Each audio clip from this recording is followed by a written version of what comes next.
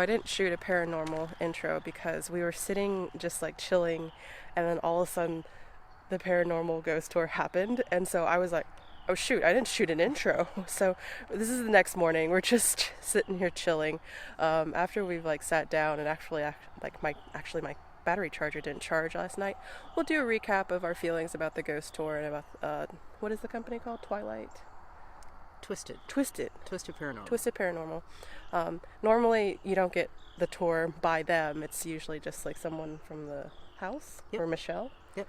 So, but they had a special, like they invited them specially for last night. So it was really cool to have that kind of perspective.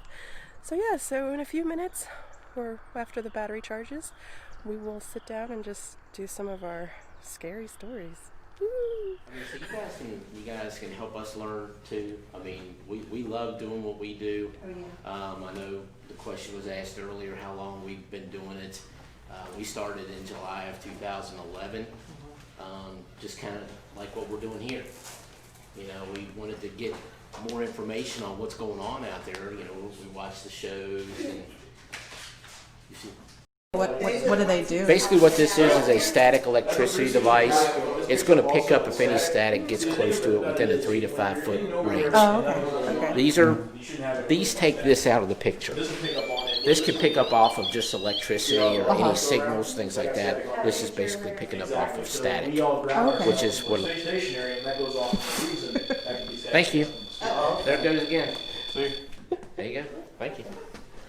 So this basically is the same thing as that, but this is more, you're getting a 360 degree. This is a cool piece where you can actually, I've had this where I put it in the middle of a hallway and have half of it light around this way, like going from door to door, and then next thing you come back, maybe 3 minutes later, you've got the other half go like it went right back. So that's a pretty cool piece too. And then what about this pendulum? The pendulum, more or less, you can ask questions. Oh, yeah. You've got four different settings here. You got yes, maybe, no, and don't know. Oh, okay. I've never really had it operate well for us. Maybe you can get it to work right. That's cool. So in this area, I had 3 distinct different things happen. One was a light over there above the mannequin. That was probably a little bit bigger than the softball. Self illuminating.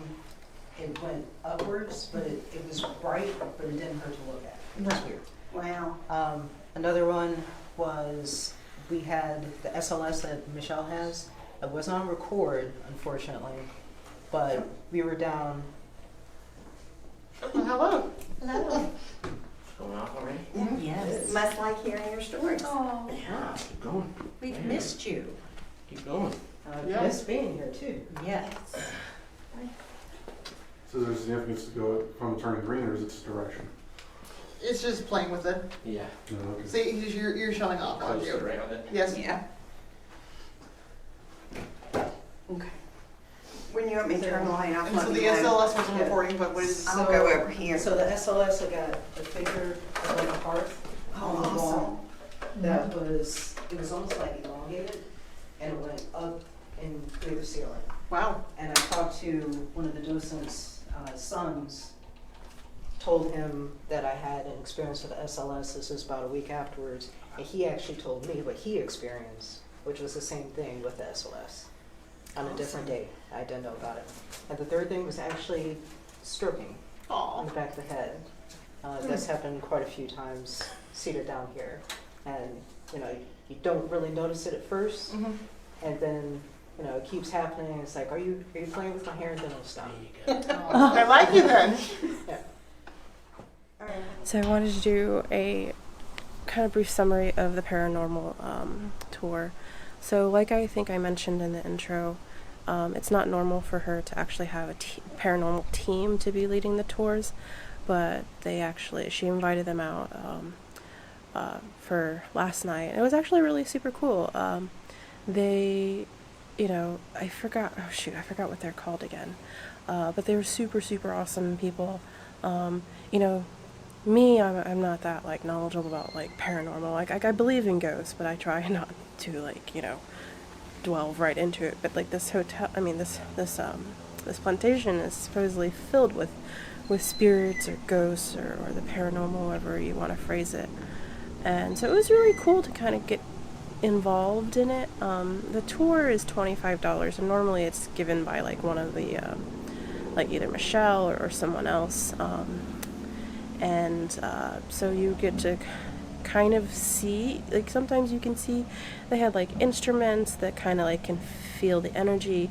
Last night there was a storm, so they're thinking maybe like because the energy from the lightning sometimes will help like boost the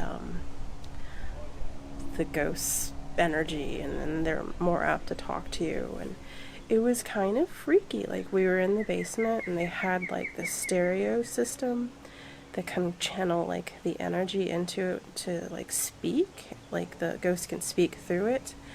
And like it was weird because like we would ask them like random questions and they didn't always respond, or it was hard to hear through the static.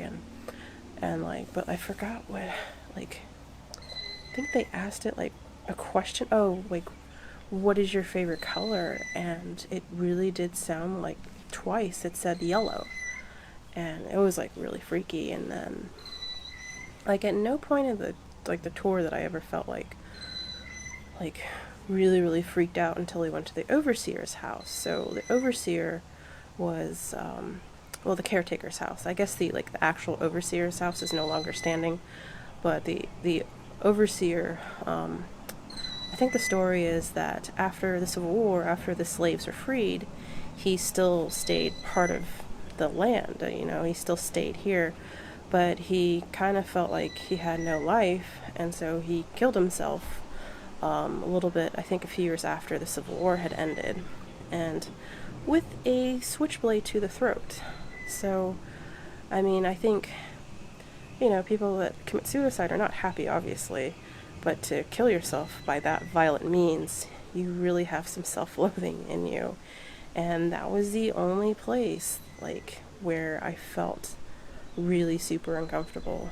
And so I actually didn't really stay in that house very long. They try to communicate with it a lot more, but I didn't really, just that house just has such a unsettling feeling to it.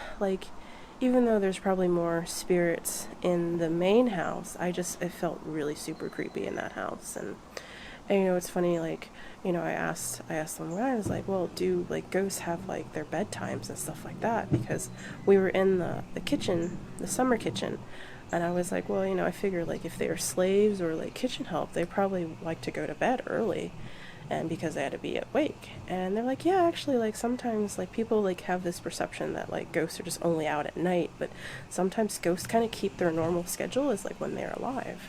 So it was super interesting. So I'll, I definitely recommend it.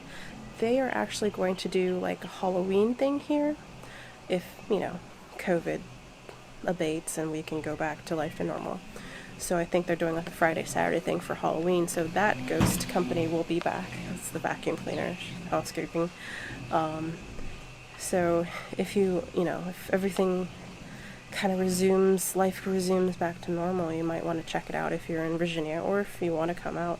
They usually do a paranormal, or I think they just call it a paracon, for Halloween weekend, but because of COVID, they are actually pushing it back till next Memorial weekend next year.